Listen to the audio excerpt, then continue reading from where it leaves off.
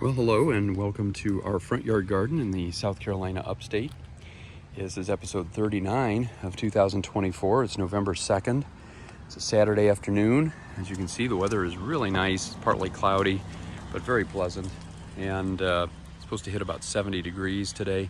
Feels like it might even be a tiny bit warmer than that already. So it's a good day to look at some flowers and see what we've got here in the aftermath of Halloween.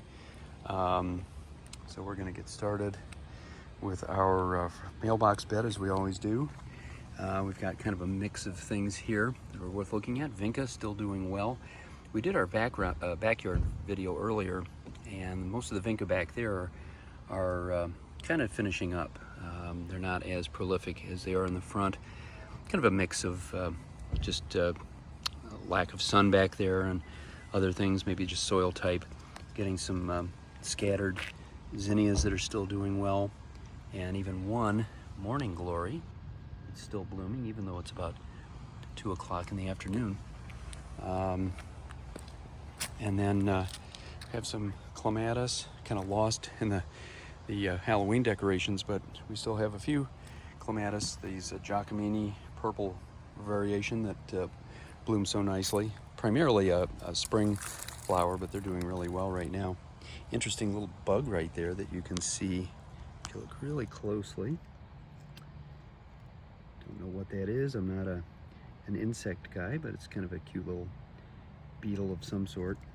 And we have more zinnias over here. And most of the zinnias are done. They usually are, the plants themselves are kind of finishing up by now. You get a few remaining flowers that come out, and every once in a while you'll see a nice bright one that's still lighting up the area, but for the most part they're, I'd say, about 90% finished at this point. We've got more Vinca up in here. Again, lots of flowers, not fully in bloom like they would have been in the midsummer, but they're doing very well, both the white variety and the pink and lavender variety. So these are all from seed. We grew them back in the spring and put them in early summer. They've done very well. Also have some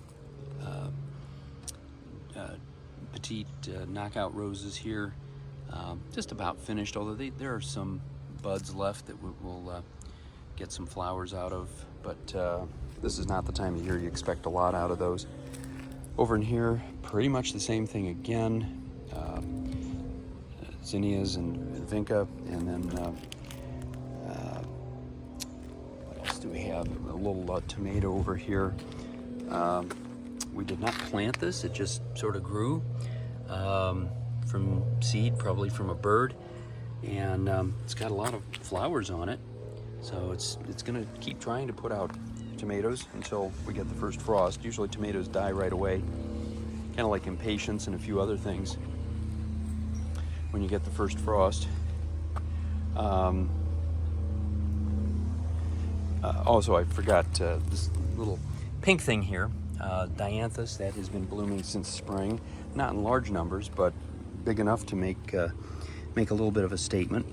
And then over here, we have a dinner plate dahlia, so named just because of its size. The thing is easily 6 inches across, huge.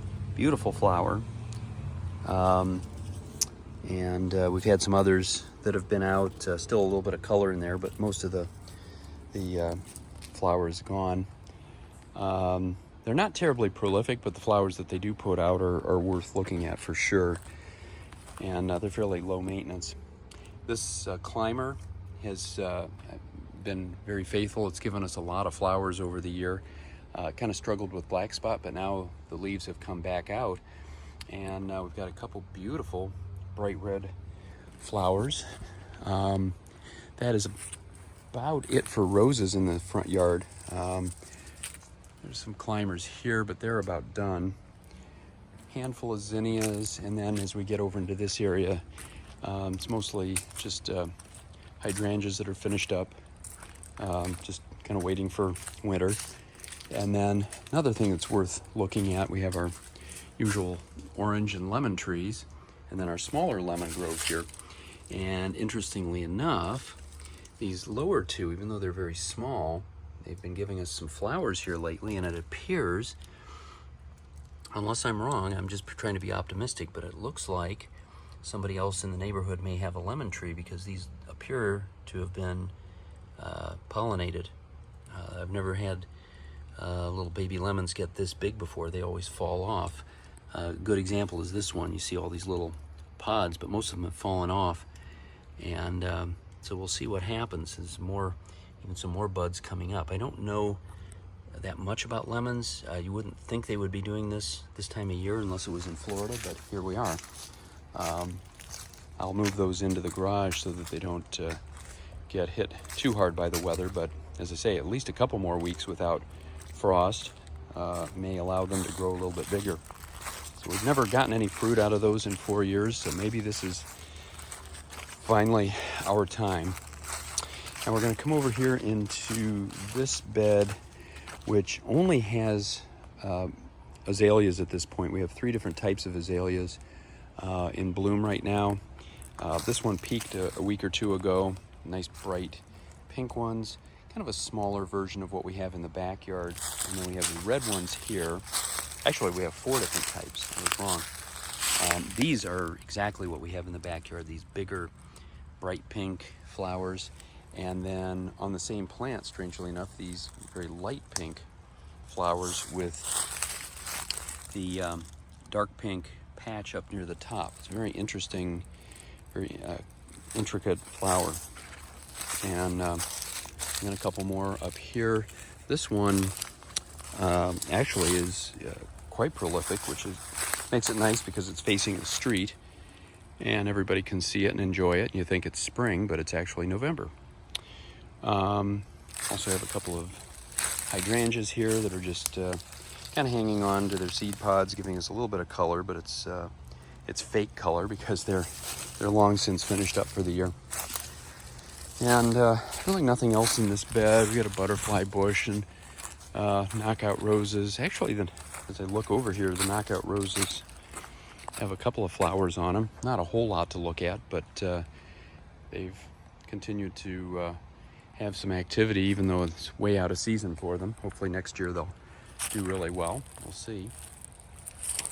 And then we'll come back over to our oval bed and finish things up. Again, largely the same thing. We have a salvia here. I always call this rock candy. It's primarily a summer flower, but we have a few stragglers that are still in bloom, which is great. The more color, the better. It doesn't matter the time of year around here. And then vinca, lots of zinnias, of course, more vinca. And we have some dahlias here. Not doing great. I mean, they give us some color, a little bit of that mix of white and yellow, but they're not doing anything impressive. A couple nice bright yellow zinnias here. And then as we come around, we have this odd little patch of zinnias that are still doing well, these bright red ones. And then orange, pink, just all of them still hanging in there. And then on this knockout rose, we have a few little coral flowers that have hung in there. That's all you get this time of year. It's kind of like this one. This is a red knockout. We had a handful of plants, or flowers rather, but not a lot. Now, if you see these little seed pods here, this was a different kind of morning glory than what we usually see. It's a very thin little flower that sort of came up spontaneously. But all of that kind of stuff is about finished now. Now, having said that, I'm just seeing one of these little blue flowers. These were vines. Well, I won't say vines necessarily, but it's just a creeping sort of plant that gave us those bright blue flowers in the late summer, early fall.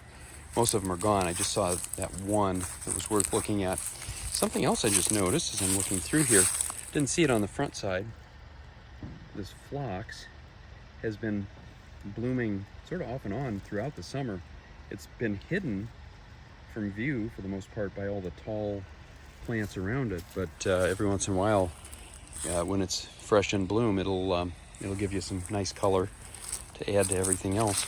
And that's really about it. The only other thing I will mention is our grass. I mentioned this in an earlier video a couple weeks back. We had it aerated, so there are a lot of little cores of soil in the middle of the yard, and then they overseeded everything, so hopefully we get a little denser grass next year. We've always kind of had a hard time. We do well with the garden, but not so much with the grass itself. So we're holding off on mowing for a couple more weeks until this has a chance to kick in. But hopefully next year we'll have a nice bed of grass, a little better than what we have now. And that's pretty much it. Again, beautiful day here. Hope it's sunny wherever you are. And until next time, happy gardening.